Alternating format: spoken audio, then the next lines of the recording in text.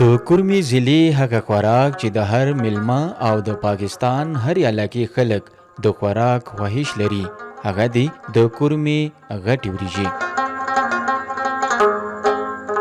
په پخواني وختونو کې به د خوشحالۍ او زیاتره ودونو کې غټې وریجې د کور ویړي یو عام کلتور و. اوس هم کورمي ته چې بهر نه میلمه راځي نو وړاندې د کورمي غټو وریجو غوښتنه کوي ولې چې د یخو علاقو له وجې د دې ذایقه یو په دوه ده.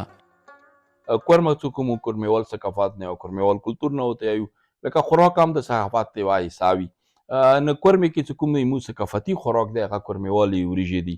لکه موږ کوم غټې وریجې دي دا پاکستان کې نورو ځایونو کې د کاش پیداوار کېږي لکه سواد بنیر خو د کورمیوالي وریجې دي هغه خپل یو ځانګړی حیثیت لري ځان ته دې ذایقه او دا مطلب دا دی دلته کورو کې دا ډېرې خصوصي طریقې عام خوراک دا دی مېلمنو ته دا ډېرې خصوصي خاص کر ډېر اهتمام سره دې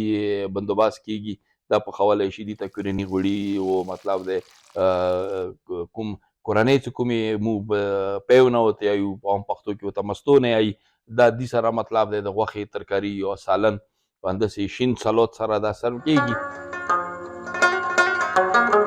د کورمي زمینداري کې کورمیوالي وریجې یو ځانګړی مقام لري. په فصل کې زمیندار د وریجو فصل خامخا کوي. میلمه چې کله غټې وریجې وخوري نو وروستو شین چای څښل هم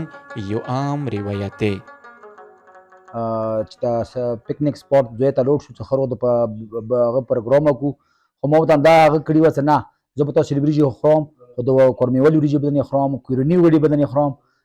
نن هغه ورځ راغله چې دا ما ټول ملګري ما حجرې ته راغلي دي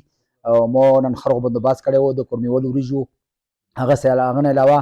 مو د کوم وطني وطن غوړي نه چې ورته مو یایو کورني غوړي هغه پروګرام ورته کړی و. هغه نه علاوه د کورمیوالي وریجې چې دي دا KPK نه علاوه ټول پاکستان کې مشهور دي. اکثر چې کوم ملګري دي یا په پېښور کې دي یا په اسلام آباد کې دي هغه بارها د کورمیوالي وریجو مونږ ډیمانډ کوي او دا خلک تخپتن اسلام آباد لاهور وغیره علاقو ته استوي دا ډېرې زبردست او ډېرې خوږې وریجې. که چیرې نورو ضلعو څوک هم د کورمي په دورې راشي نو د کورمي غټې وریجې خامخا وخورئ ولې چې تاسو بیا کورمي ته راتلو باندې مجبور کی.